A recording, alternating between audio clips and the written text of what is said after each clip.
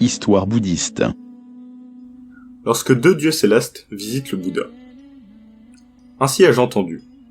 Le Bouddha était à Sravati, dans le monastère de Yetavana, lorsque la nuit tombait, deux dieux célestes se présentèrent à lui. Ils irradiaient d'une lumière dorée qui se déployait à travers tout le temple. Le Bouddha saisit cette occasion pour les enseigner, en sorte que les dieux finirent par être illuminés et entrer en sainteté. Ils saluèrent alors le Bouddha, en s'inclinant devant lui jusqu'au sol, puis remontèrent au paradis céleste. Le lendemain, Ananda interrogea le Bouddha. « Deux dieux célestes sont venus hier soir te rendre visite. Leur visage était plein de solennalité, et de leur corps jaillissait une puissante lumière. Qu'ont-ils donc fait qui leur ait conféré un tel rayonnement ?» Au terme de leurs enseignements, de Kasyapa, répondit le Bouddha. Deux prêtres maintenaient les 8 préceptes. L'un d'entre eux souhaitait plus tard se voir ouvrir les portes des paradis célestes, cependant que l'autre espérait, dans sa vie prochaine, devenir roi. Le premier prêtre, lorsqu'il entra chez lui, annonça à son épouse qu'ayant pris les préceptes de Bouddha, il avait résolu que, midi venant de passer, il ne mangerait plus. « Toi qui es prêtre, fit l'épouse, tu suis déjà les préceptes de ta propre religion. Pourquoi veux-tu maintenant suivre ceux d'une autre secte ? Si tu ne manges pas avec moi, je m'engage à rapporter à tous les autres prêtres la décision que tu as prise.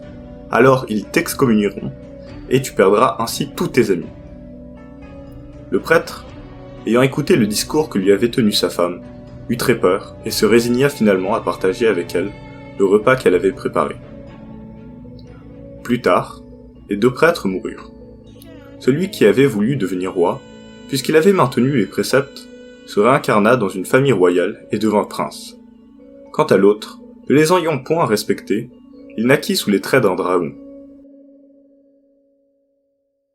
Un homme qui était jardinier officiel de la cour du roi allait quotidiennement y cueillir des fruits et les apporter au monarque.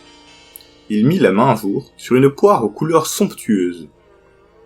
Le fruit, dont le parfum était enivrant, était tombé d'une rivière.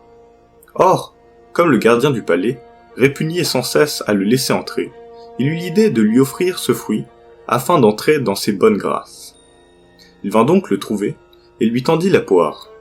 « Chaque fois que je veux apporter des nouvelles au roi et à la reine, songea alors le gardien du palais, j'en suis empêché par les eunuques qui veillent sur eux. » Le gardien, ainsi donc lui-même contrarié, décida alors d'offrir à son tour le fruit à l'eunuque. Mais ce dernier jugea préférable de le remettre à la reine qui, finalement, le céda au roi.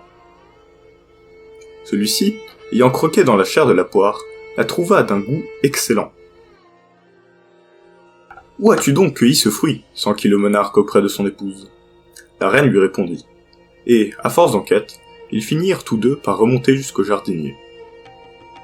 Le roi le convoqua et lui demanda pourquoi il avait préféré donner le fruit au gardien du palais plutôt qu'à lui.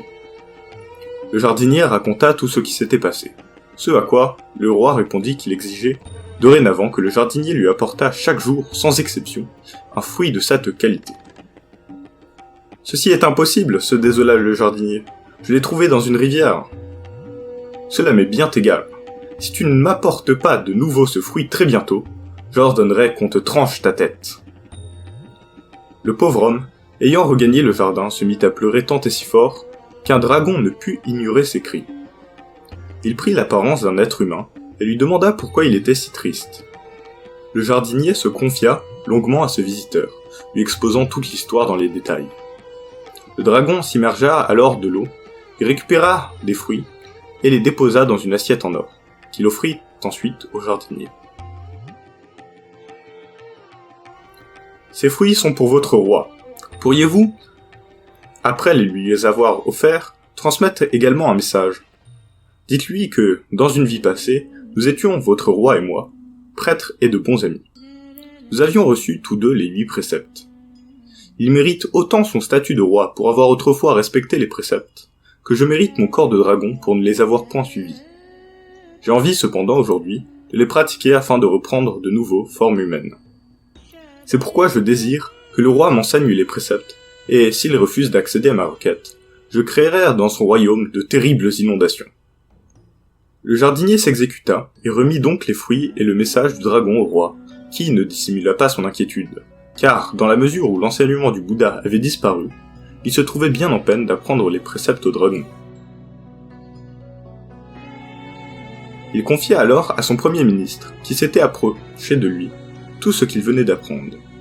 « Je compte sur vous pour retrouver les 8 préceptes et les communiquer au dragon. »« Où voudriez-vous, au roi, que je retrouve ces préceptes dans la mesure où l'enseignement du Bouddha a disparu ? » ?»« Ce n'est pas mon problème, trancha le roi, et n'oublie pas que ta mort sera le prix de ton échec. » Le ministre rentra chez lui fort angoissé.